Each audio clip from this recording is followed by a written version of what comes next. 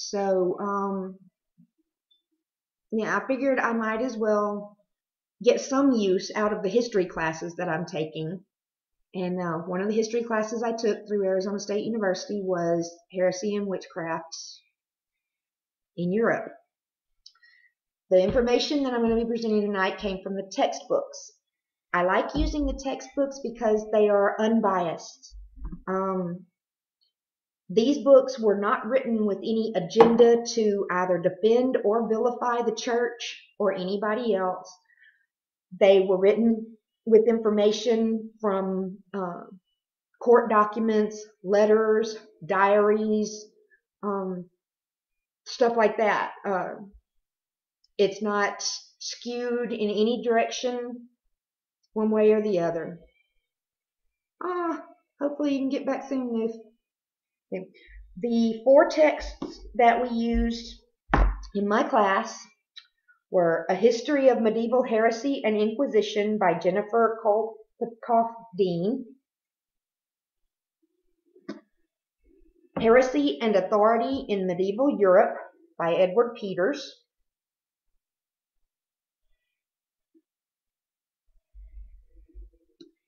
The Witch Hunt in Early Modern Europe by Brian Levac,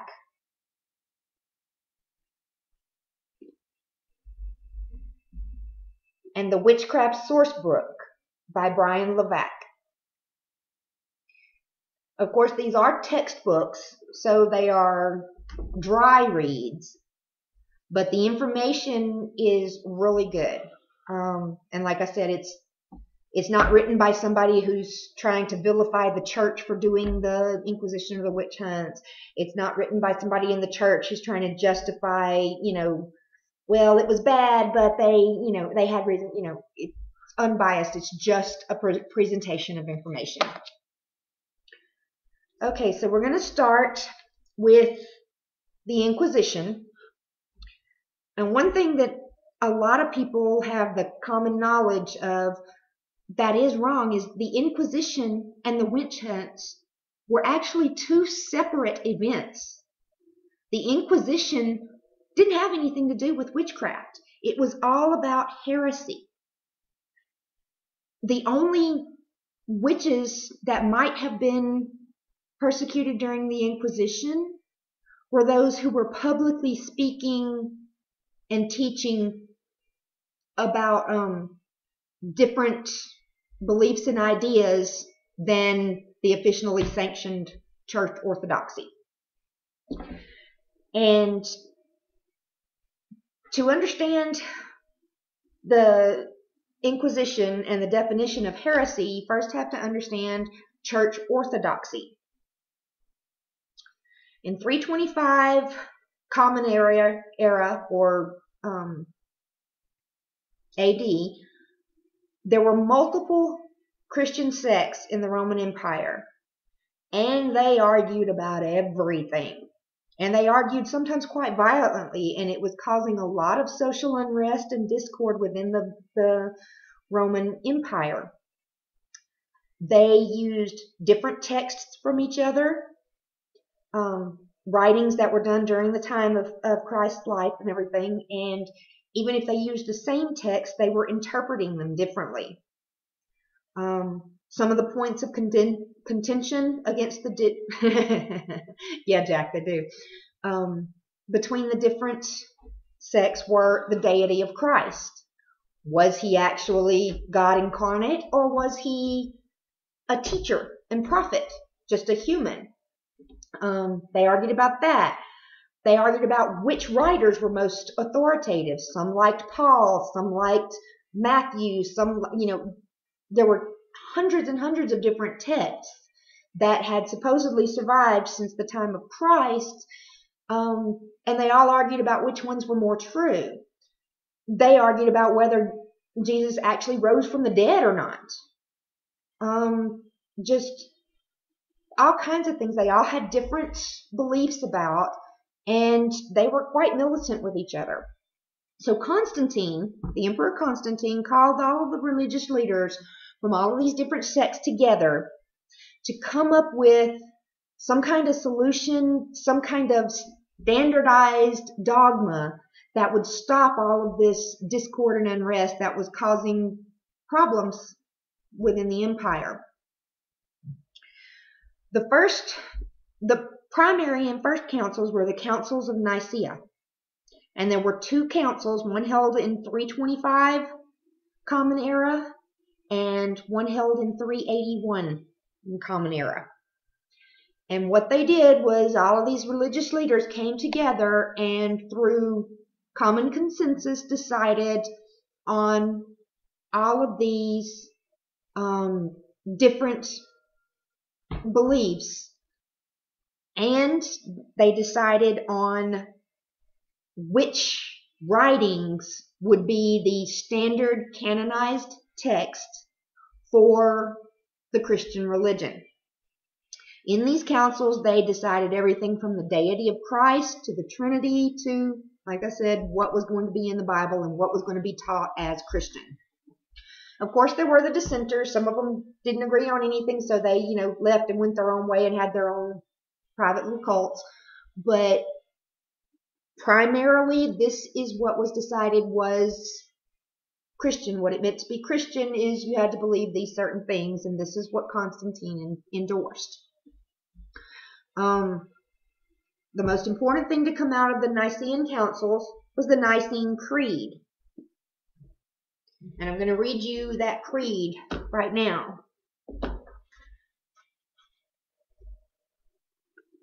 We believe in God, the Father Almighty, maker of heaven and earth, and of all things visible and invisible, and in one Lord Jesus Christ, the only begotten Son of God, begotten of the Father before all ages, light of light, true God of true God, begotten, not made, of one substance with the Father, through whom all things were made, who for us men and for our salvation came down from the heavens, and was made flesh of the Holy Spirit and the Virgin Mary, and became man, and was crucified for us under Pontius Pilate, and suffered and was buried, and rose again on the third day, according to Scriptures, and ascended into heaven, and sits on the right hand of the Father, and comes again in glory to judge living and dead, and of whose kingdom there shall be no end.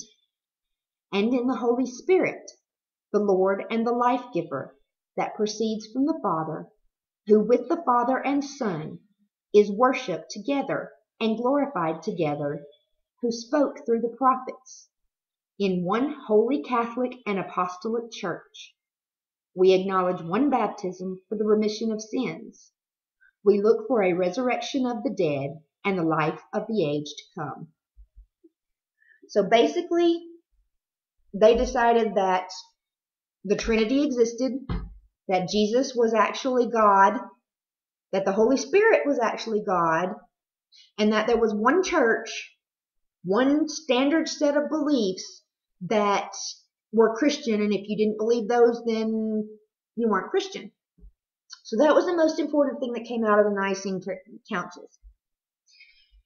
So, the definition of heresy, simply put, it's anything that was not officially sanctioned by church orthodoxy. The historian Christine Fuselier defined heresy as one is a heretic who criticizes or refuses to accept Christian dogma and rejects the teaching authority of the Roman Church, which one had recognized before.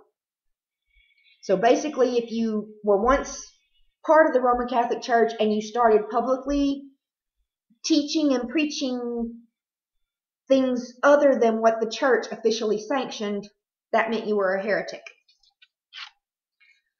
Oh, shoot.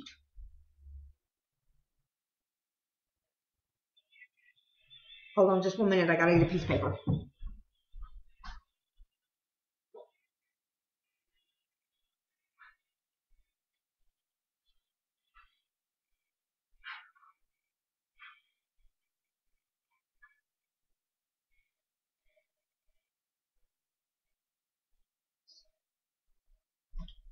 And I can't find it.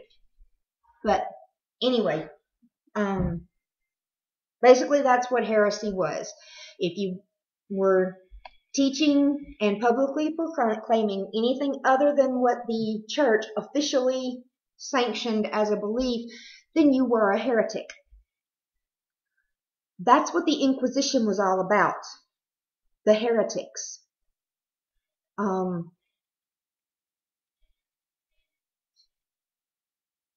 They didn't want anybody interfering with their power, basically. The church was the unifying force of society and political systems. So that's why heresy was such a danger, because if people didn't, the church was the one that endorsed the rulers, kind of like the divine right thing, all going all the way back to ancient Egypt. The gods decided who would be king, while the church endorsed the leaders, which gave them the divine right to rule. If people didn't follow the church, if the majority of the people didn't believe in the church, then that divine right of the ruler wasn't so strong. So the social danger of heretics was that too many people not believing in the church, therefore it didn't matter if the church say this person was your king and your divine right leader, because you see how it all ties together. That's why they went after him. Another problem was the heretical sects. They were poor. They dressed in rough clothing and they traveled around without possessions of their own, and they helped people by helping them do work, helping them to, grow food, stuff like that. And they saw the people of the church, the priests and the cardinals and the pope and all that kind of stuff, living in quite luxurious surroundings. The cathedrals had the stained glass and the gold and jewel encrusted statues and relics and everything, while the common people were living in dirt huts, often not having enough to eat. So these outside sects were more connected to the common people than the people of the church were. So one way to combat that was that the church formed the mendicant orders. The mendicant orders were priests or monks that they wore plain, coarse cloth robes. They had very sparse living conditions. They didn't have stained glass and soft beds and silks and satins and lots of, lamps and gold statues and all this kind of stuff. They didn't wear, jeweled rings on their hands. In the mendicant orders, they grew all their own food. They did all their own building and repairs for their monasteries and stuff. And they also, oftentimes, if they grew more food than they themselves needed, they would give it to the poor. So the Franciscan order showed that the church could embrace a life of apostolic poverty. Just like Jesus and his apostles traveled around, they didn't have things, they didn't have fancy clothes, they didn't have all that kind of stuff. So the mendicant orders, the Franciscans, went back to that life of apostolic poverty. The Franciscans often ran medical clinics for the poor, giving out herbal remedies, providing space when people were sick. They cared for the sick and stuff like that. They ran some simple schools, and they helped the poor with the food that they grew and with, the things that they had. If they had anything, they gave it back to the people. The second order was the Dominican order. They also lived very, very simply, very, very sparsely. slept on just a blanket on a stone floor, had the rough cloth robes and all that kind of stuff. But they were charged by the Roman Catholic Church, by the Pope, to be the preachers who would go out into the different churches and preach orthodoxy. They would teach the lay people what the church actually believed, and they would train new priests so that all of the priests were teaching the same thing. Because prior to this time, there was no official training program. So there were lots of priests who were teaching things that weren't actually in the Roman Catholic dogma.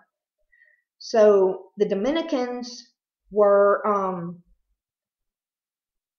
the ones who preached and trained the new preachers, so everybody would be teaching the same thing to the lay people, because they realized that the lay people, they couldn't understand, they couldn't recognize teachings that were heretical if they weren't taught the official church party line. Now, the initial response to heresy in the 10th and 11th centuries was something called the Way of Caritas, and that was carrying instruction for correction of wrong beliefs through preaching and penitence. So what they would do is, oh man, we lost Dave. Sorry, Jack. Hopefully you can refresh. Oh, okay, it's back. What the church would do is they would go and where these heretical sects were teaching, and they would try to love them back into the church and say, well, you know, I know you're preaching this, but this is what the scriptures say. This is what you should believe.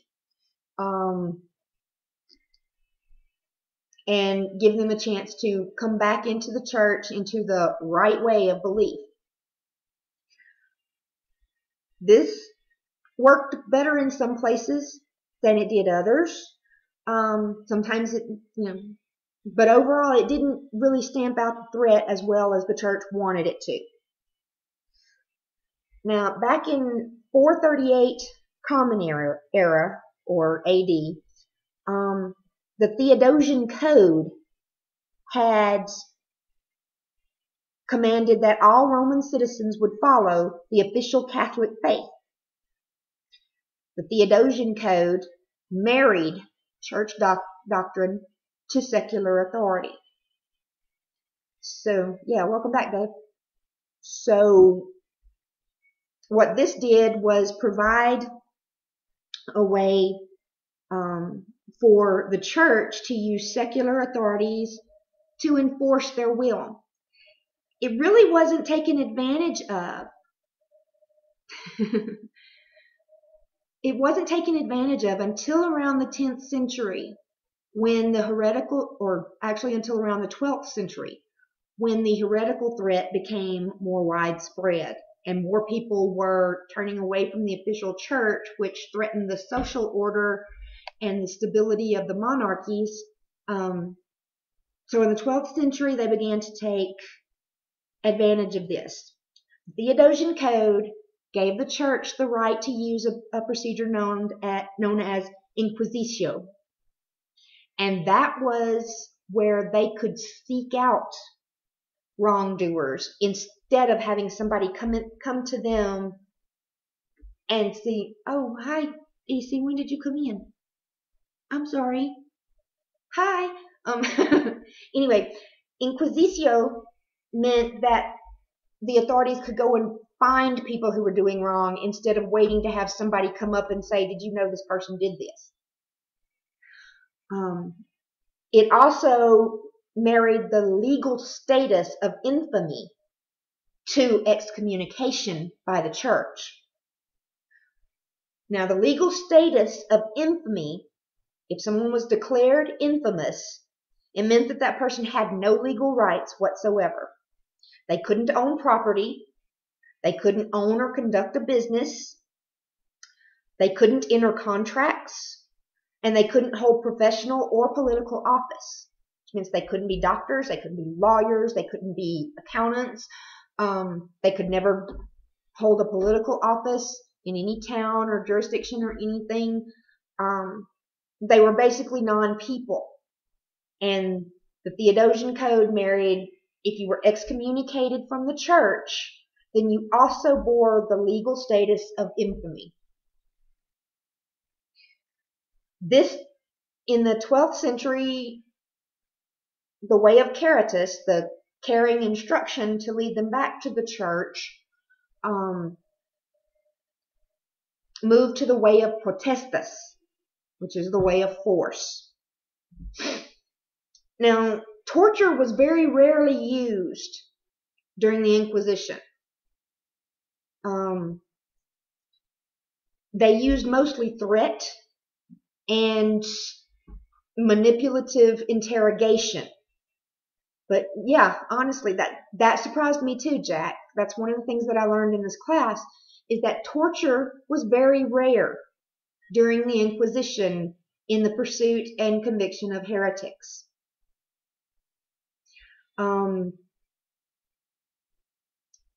They were threatened with being excommunicated, which of course also carried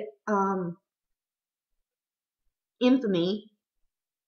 If they were convicted, they could face execution. Now, if they repented, they would be declared, it wasn't exactly excommunication, but they were forced to do penitence for at least 1 year.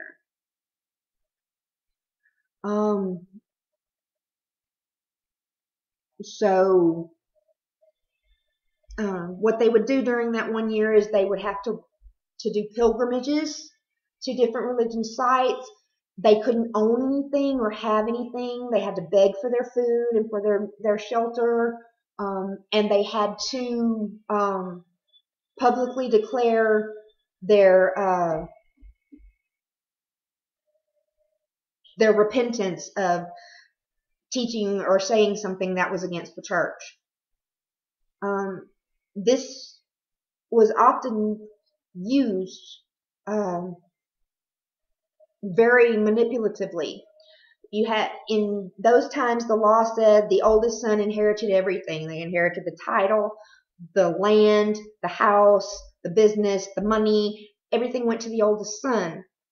I suppose you had a younger son who didn't quite want that to happen, so he would find a way for his older brother to say things that maybe he shouldn't have said in front of other people. Oh my goodness, my older brother's a heretic. Oh my God, I can't believe it. You need to bring him back into the church. So other people heard him say things, maybe he was drunk or angry or something like that and just spouting off. Other people heard him, went in the court, said, yeah, he said these things. Boom, older brother's a heretic. Can't inherit, can't own anything. Guess who gets it all? Yeah. So it was used in a manipulative way.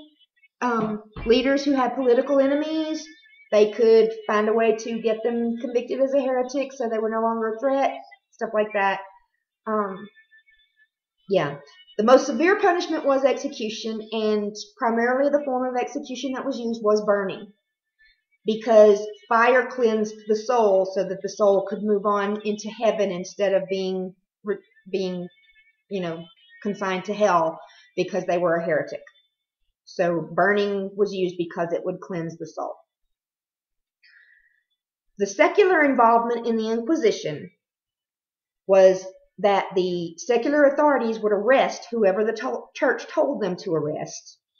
Then after the church court convicted the heretic, the secular authorities would carry out the punishment, either jail or execution, as instructed by the church authorities. The church couldn't harm anybody physically. So that's why the secular authorities had to carry out the punishments. The church would convict them. The secular authorities would carry out the punishment because the church couldn't do something, to physically harm anybody. Yeah.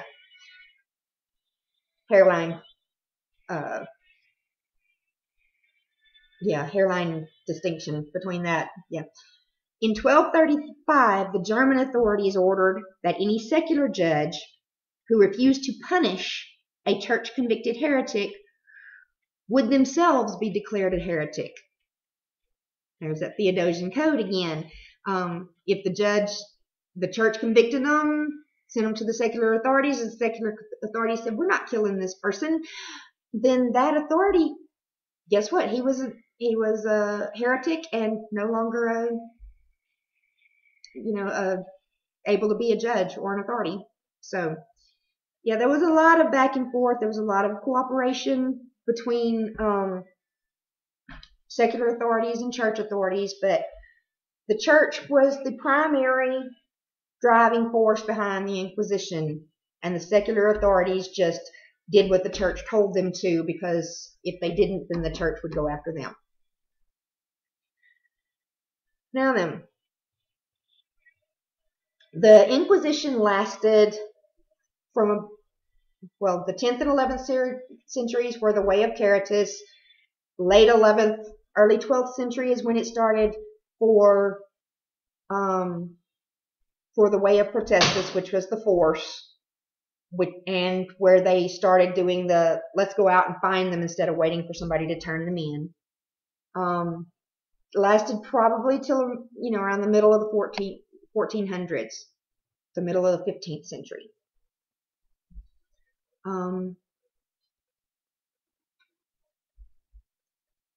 There's a definite link between the Inquisition and the witch hunts. Now, the Inquisition didn't go after witches. They didn't care who you were hexing, or whether you brought the rain or not, or whether you was cooking up love potions in your kitchen. They didn't care. All they cared about was, were you publicly teaching and advocating something other than what the church taught.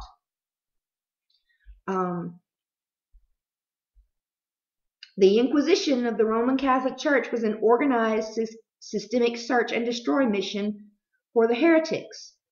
It was a first of its kind action and paved the way for later witch hunts, including a roadmap for the systematic search for and eradication of witches.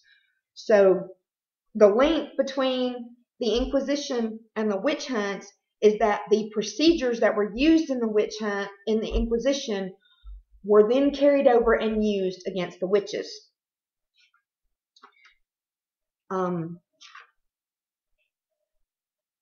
Some similarities between the Inquisition and the witch hunts was that they both started with an accusatorial process and then moved to an inquisitorial process. The accusatorial legal process was where somebody had to go to the authorities and say, I saw this person do this. Somebody had to accuse them. The inquisitorial process was where the authorities went out and found them. Okay, now there were documents during the Inquisition, church documents and stuff like that, that told people how to question people, told what questions to ask, how to call the people together to question them to find who was or who may know of heretics. So that was the inquisitorial process. Another similarity is that in both cases, there was a lot of cooperation between the church and the secular authorities. And in most places, the method of execution was burning for both witchcrafts and for heresy. Some of the differences: heresy began and remained a spiritual crime tried in ecclesiastical courts, whereas witchcraft began and remained a secular crime and was tried in secular courts. The church courts did not try witches. The secular courts were the ones who had the trials for witches. The ideas of witchcraft being heretical began with church writers, but became the property of secular magistrates to use in witch hunts. So, writers that condemned witchcraft as outside the teachings of the church meant that witches were heretics. But still, the church, this happened after the Inquisition, the church didn't go after witches as much. It was the secular authorities that went after them. using that they were heretics and that they were a danger to society because they disrupted the unifying power of the church, to convict them. The driving force of the Inquisition was the church, and the driving force of the witch hunts was the secular authorities. Torture wasn't used widely in the Inquisition, and if it was used, it was only used to secure a confession. It was not used after conviction to make people name more heretics. Torture was used routinely in witch hunts, both before conviction to get confessions, and after conviction, the people were tortured again to make them name more people as witches. The similarities are undeniable, and the procedures and protocols used by inquisitors were used in the witch hunts. But the witch hunts took on a life of their own in the 14th and 15th centuries. Rulers used witch hunting as a means of state building and consolidation of power, taking jurisdiction from ecclesiastical courts. In 1590, King James VI of Scotland assumed a leading role in witch hunting because he feared conspiracy against him by witches. The Prince Bishop of Würzburg used witch hunting to establish religious conformity in his electorate. Duke Maximilian of Bavaria prosecuted a family of beggars to enhance his reputation as a protector of the people, and in the 17th century, 2 Transylvanian princes brought charges of witchcraft against their aristocratic enemies. So the witch hunts started on the coattails of the Inquisition, but pretty soon became something totally different with an agenda all its own.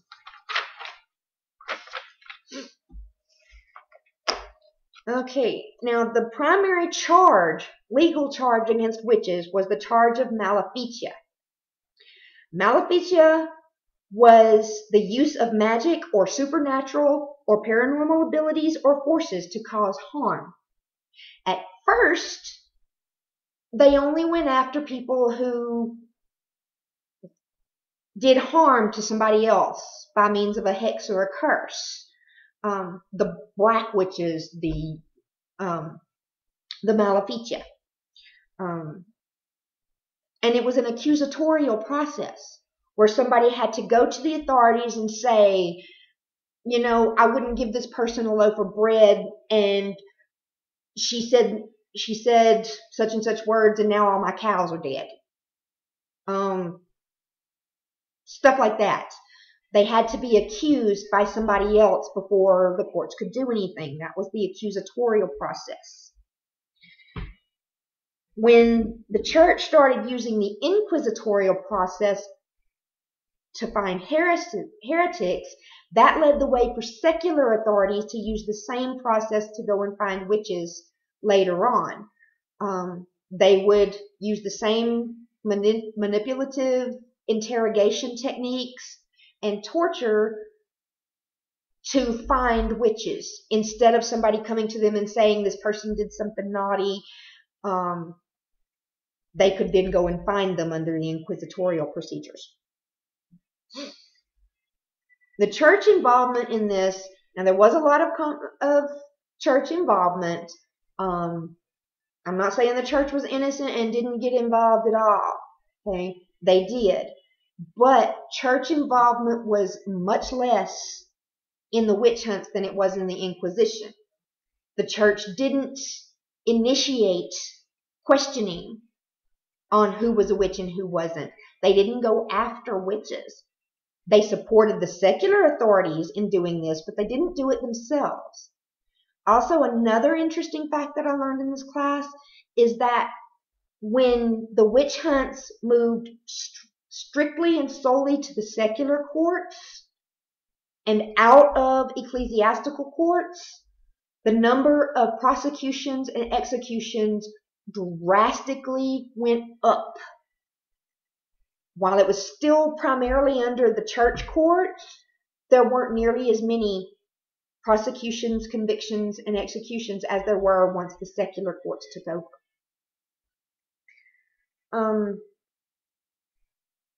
Diabolism in came into the picture in around the 13th century. Diabolism was where witchcraft was linked to Satan and demon possession. And that's when all of the Malleus Maleficarum and all that kind of stuff were written. All of these treatises on how the witches' Sabbaths and the, eating babies and having sexual orgies with demons and all that kind of stuff. That was the diabolism, when it linked witchcraft not from natural earth forces, but linked it to the evil forces. Okay. Yeah, 1420 to 1520 was the first wave of the charges of diabolism, fueled by several different publications. Johann Schneider's Formicarius, which was written in 1436 and published in 1475. Heinrich Kramer's Malleus Maleficarum, which was published the first time in 1486. Ulrich Molitor's De Lamiis et Phthonicis, something. Anyway, concerning witches and fortune tellers, which was published in 1489. This was the first wave of the witch hunts. This was when it all started, basically. I mean, there were convictions for witchcraft and maleficia and all that kind of stuff before, but it was, sparse here and there every once in a while. The real first push to convict and execute witches started in around 1420. From 1420 to 1560, 1520 to 1560, the rate of trials slowed. And there were several reasons for this. One reason was political unrest. A lot of the countries were at war with each other and in internal wars for supremacy. When they were fighting a war, they didn't have as much time to think about and go after the witches. Their, money and concentration was elsewhere. Another reason is after that first wave that lasted almost 100 years of going after witches, a lot of witches probably went underground, or at least were much, much more discreet in how they acted in public. So they were, so that they wouldn't get caught. This was probably the beginning of that, all that, destroy the Book of Shadows when a witch dies. Keep your own personal Book of Shadows so that if it's found, only you are connected to it, not your coven. Don't talk about your coven. Don't tell the names of people who are in your coven. Don't tell how many people. That's when all of those rules came about, is after that first push of witch hunts from 1420 to 1520. So that's probably a good reason why after 1520 to 1560, the rate of the trial slowed. There was also some skepticism among the ecclesiastical and secular authorities, thinking, these people are saying, that witches do all these things, that they fly, that they eat babies, that they do all this. That's kind of outrageous. Maybe it's not true, Plus, during the Renaissance, the humanism movement spread through of putting more value on human life. So those are all reasons that between 1520 and 1560, for that 40 years, the rate of trials and prosecutions and executions severely dropped. However, it didn't last. From around 1560 to around 1630, there was an intense persecution and very large hunts spurred by very large panics. During this time period was also when most of the witchcraft statutes were enacted. Not just, harming someone, but linking it to being a witch. Whether you harmed anybody or not was a criminal act. The printing and dissemination of all of the treatises and books resumed. During that period from 1520 to 1560, there wasn't as much printing and dissemination of the treatises and the books like the Maleficarum and all that kind of stuff. It kind of dropped off. But it picked back up again after 1560, and they started to be reprinted and sent out again. There was also a wide dissemination of a printed Bible in the English language that could be read by lay people. It was in the 1500s when King James had the Bible translated from the Latin and the Greek and the Arabic into English so that he could read it himself, and that's when the printing presses all came into existence, and so the Bible was printed so more people could read it. And there was a rise of Protestant churches. This was during a large religious Reformation where the Roman Catholic Church wasn't the only game in town anymore. There were other churches being established throughout Europe. It was also the onset of the most economically volatile and politically unstable periods in European history. So the full force of most of the witch hunts in the European territories hit between 1580 and 1630. Because there were a lot of things going on, a lot of revolutions, a lot of, assassinations of kings so other people could take over. There was a lot of instability, which created a lot of fear. Fear always leads to the stupid stuff, like the witch hunts. So, some different areas. The geographic breakdown. In Western and Central Europe, the overwhelming majority of prosecutions, large hunts, and panics were in Germany, France, Switzerland, and the Low Countries. And most of these territories were within the Holy Roman Empire at that time. By late 16th century, the German-speaking lands were the center of the prosecutions, and approximately 20 to 25,000 executions happened in these areas. Part of the reason was because the Roman Empire was politically weak and very unstable, and there was very little, if any, centralized oversight of the judicial processes.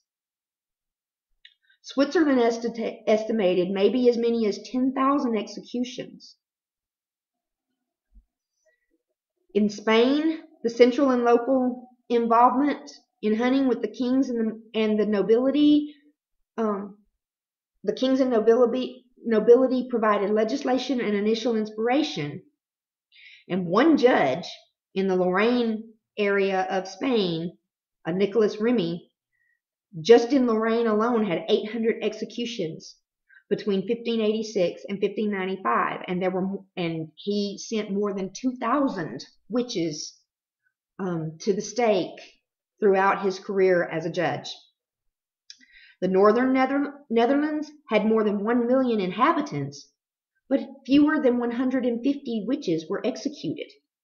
There were very few large panic hunts, and the areas had more centralized judicial oversight.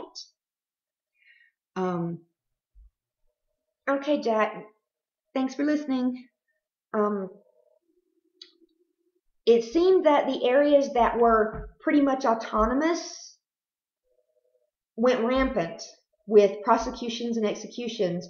The areas that had a more centralized oversight and appeal process had far fewer executions and convictions and all that.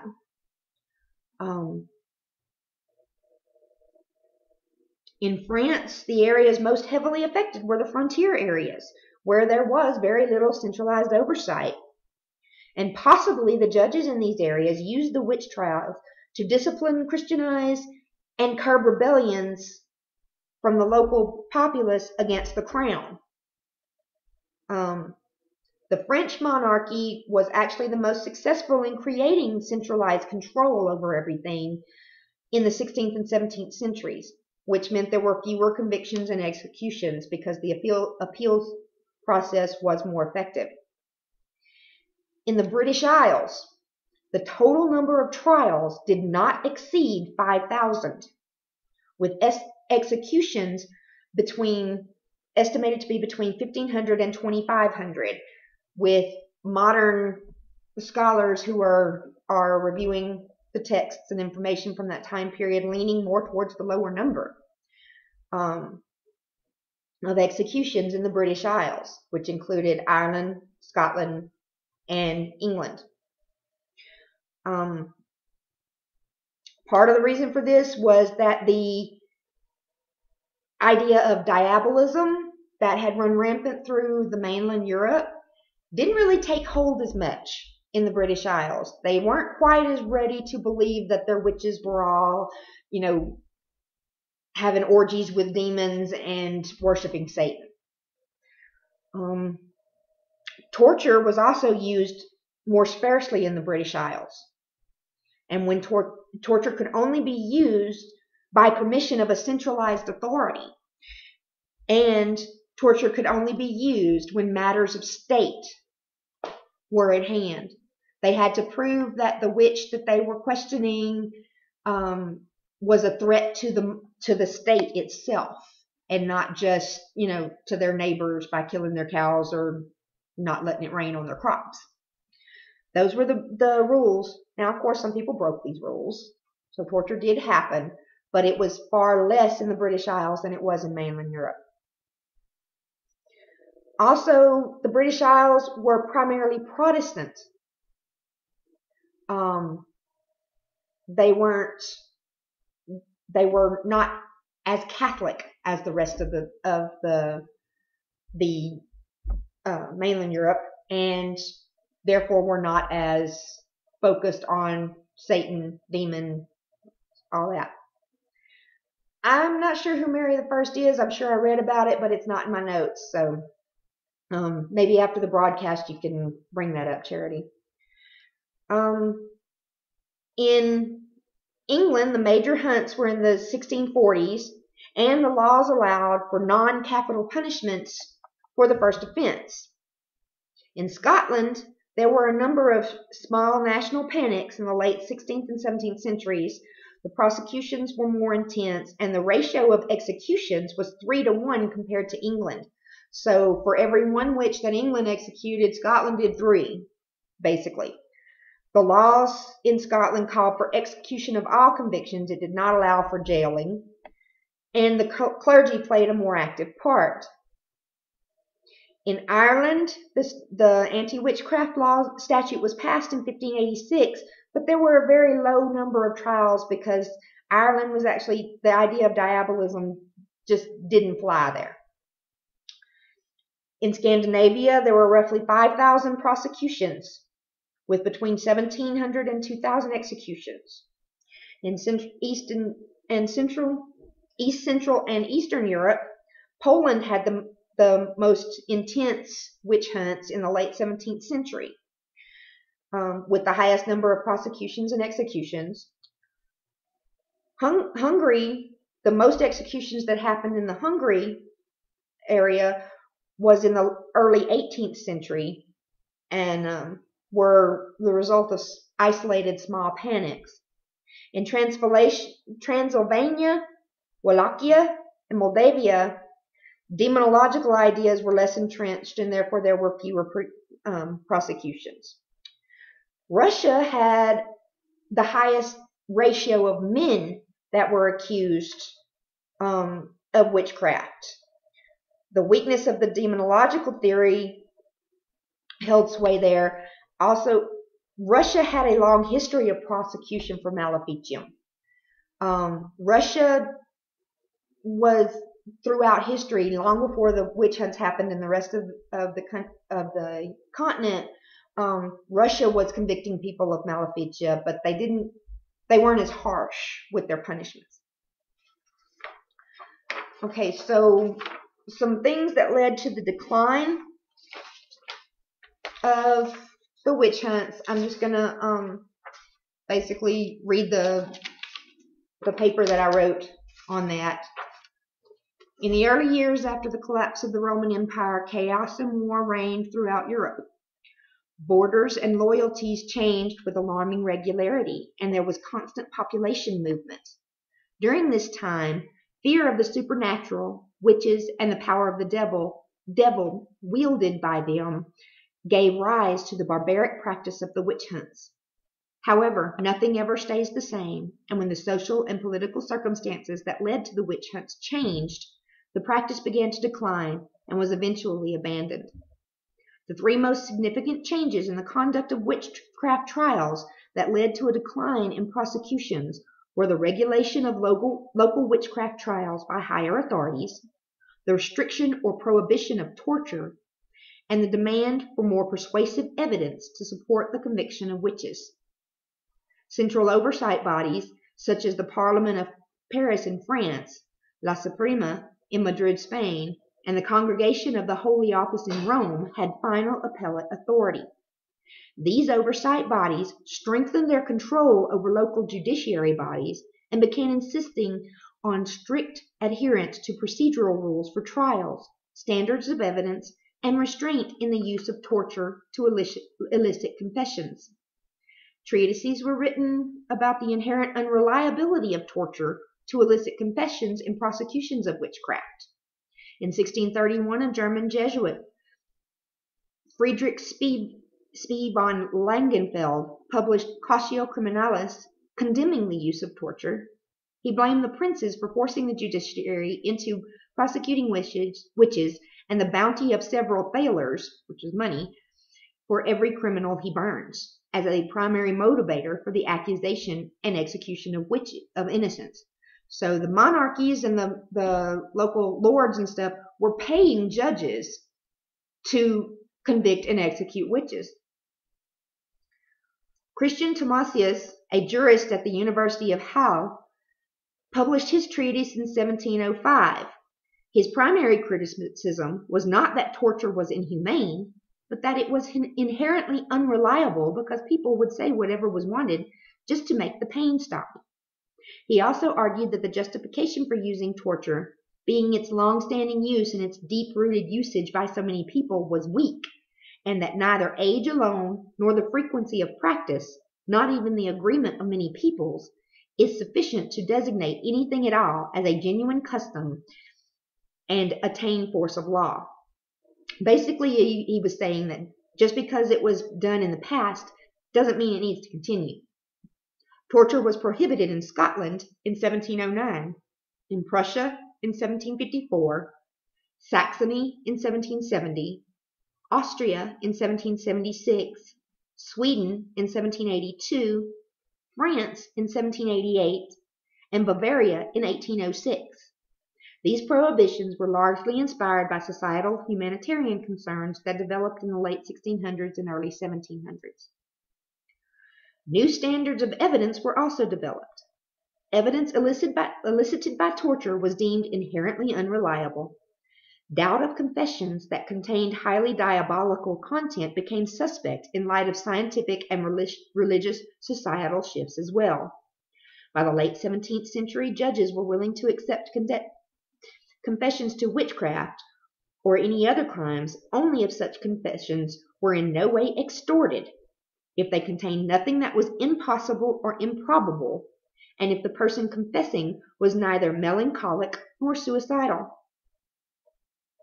In 1653, Sir Robert Filmer wrote, "To have nothing but the public faith of the present age is none of the best evidence unless the universality of elder times do concur with these doctrines, which ignorance in the times of darkness brought forth, and credulity in these days of light hath continued." Filmer discounts the use of common fame, testimony of fellow witches, and the presence of mischief following an argument as evidence at trial. Judicial skepticism of the possibility of diabolical or supernatural means was crucial in the decline of the witchcraft prosecutions. Changes in the intellectual world fostered doubt that witchcraft was as prevalent and powerful as had previously been believed. René Descartes was influential in this process by abandoning reliance on books, rejected authority of the ancients as well as scholastic, and built his philosophical system upon clear and distinct ideas. Descartes' insistence on thinking instead of just accepting what had been said before was a new approach to learning.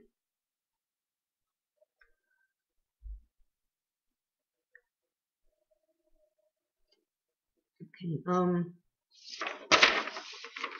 basically it goes on to say how, diabolism and all the, the outrageous claims, feeding the familiars and all that kind of stuff, basically began to be intellectually dismissed.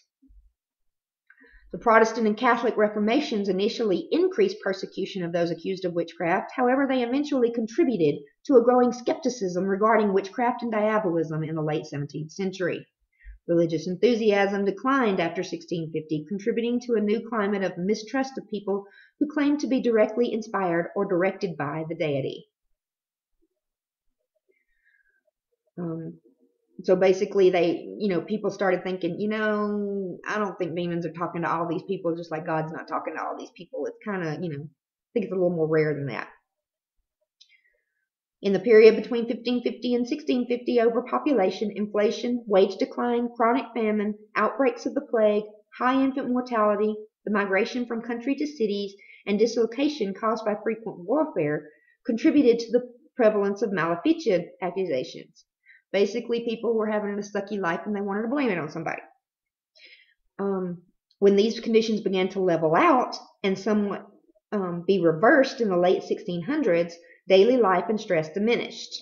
With these changes, people were less inclined to maliciously accuse their neighbors with whom they were in competition for meager resources.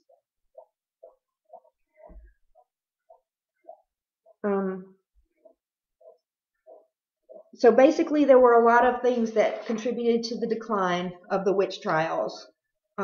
Social, political, economic, all these kinds of changes. There were revolutions that overthrew the monarchies.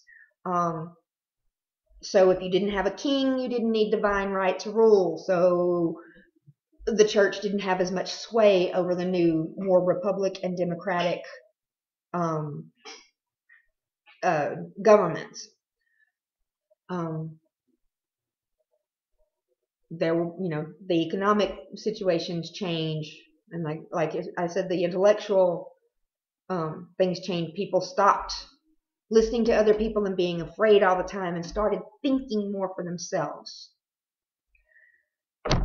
So that's my overview of the Inquisition and the witch hunts. Like I said, a couple of things that really, really surprised me were that the Inquisition and the witch hunts were actually two very separate things. Two separate events that happened independently of each other. One led into the other, but they weren't the same thing. That torture was not used during the Inquisition as readily and as widely against heretics as torture was used against the witches.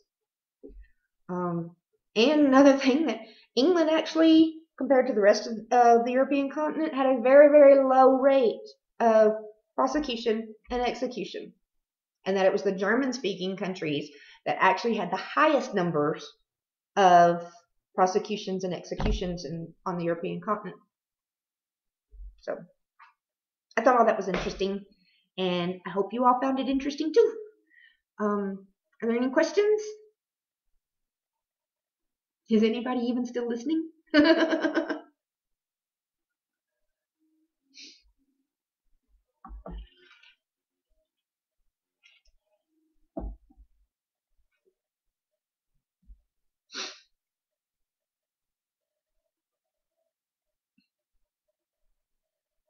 Yes, Noof. Actually, punishment in the British Isles was hanging and not burning. Thank you, Marcus. That means a lot coming from you.